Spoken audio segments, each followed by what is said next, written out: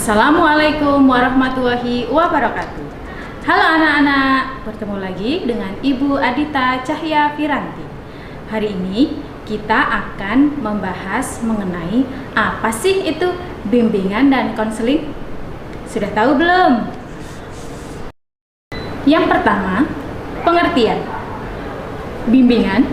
Bimbingan adalah pemberian bantuan kepada seseorang yang membutuhkan bantuan untuk membantu seseorang mengatasi masalahnya atau mengungkapkan kemampuan yang dimilikinya dalam rangka mencapai perkembangan yang optimal.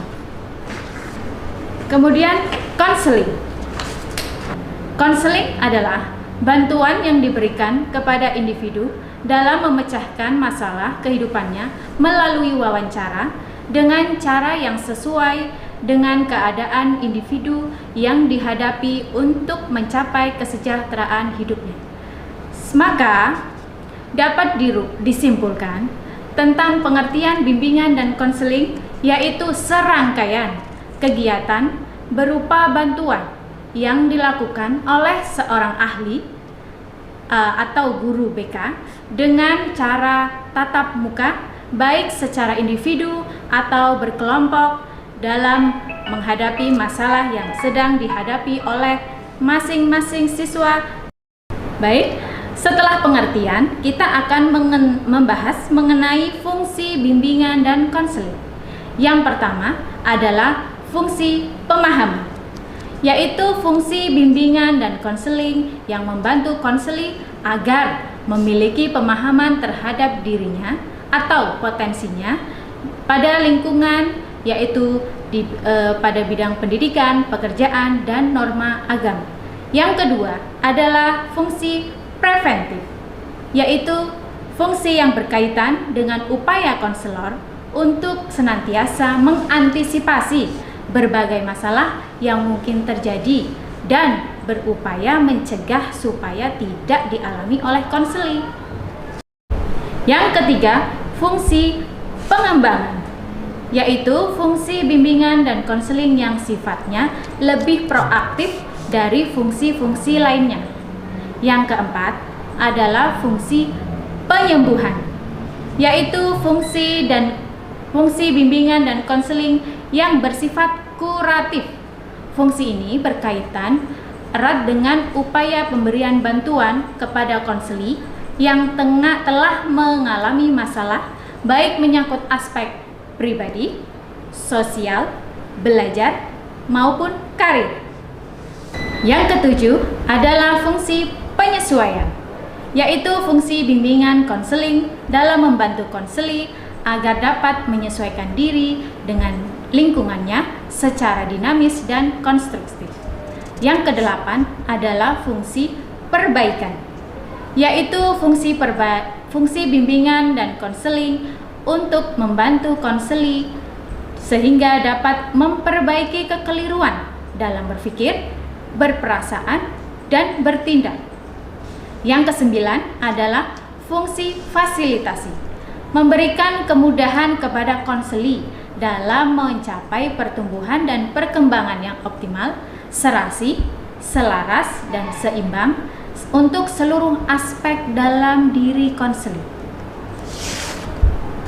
Yang ke-10, fungsi pemeliharaan, yaitu fungsi bimbingan dan konseling untuk membantu konseli supaya dapat menjaga diri dan mempertahankan situasi kondusif yang telah tercipta dalam dirinya. Baik anak-anak, yang kemudian adalah Ibu akan membahas mengenai asas bimbingan dan konseling. Asas yang pertama yaitu asas kerahasiaan. Apa sih itu asas kerahasiaan? Asas kerahasiaan itu adalah tekad guru bimbingan dan konseling untuk menjaga data informasi pada diri konseli agar tidak diketahui oleh orang lain. Yang kedua adalah asas kesukarelaan, yaitu asas bimbingan konseling yang menghendaki adanya kesukarelaan atau kerelaan konseling untuk mengikuti, menjalani pelayanan kegiatan yang diperlukan baginya. Kemudian yang ketiga adalah asas keterbukaan, yaitu asas bimbingan dan konseling yang menghendaki agar konseling yang menjadi sasaran pelayanan kegiatan bersifat terbuka. Dia mampu membuka dirinya secara luas, secara terbuka, jadi tidak ada yang ditutup-tutupi. Yang keempat adalah asas kemandirian, yaitu asas bimbingan dan konseling yang menunjuk pada tujuan umum bimbingan konseling, yakni konseli sebagai sasaran pelayanan bimbingan konseli diharapkan menjadi konseli yang mandiri dan tidak ketergantungan pada orang lain.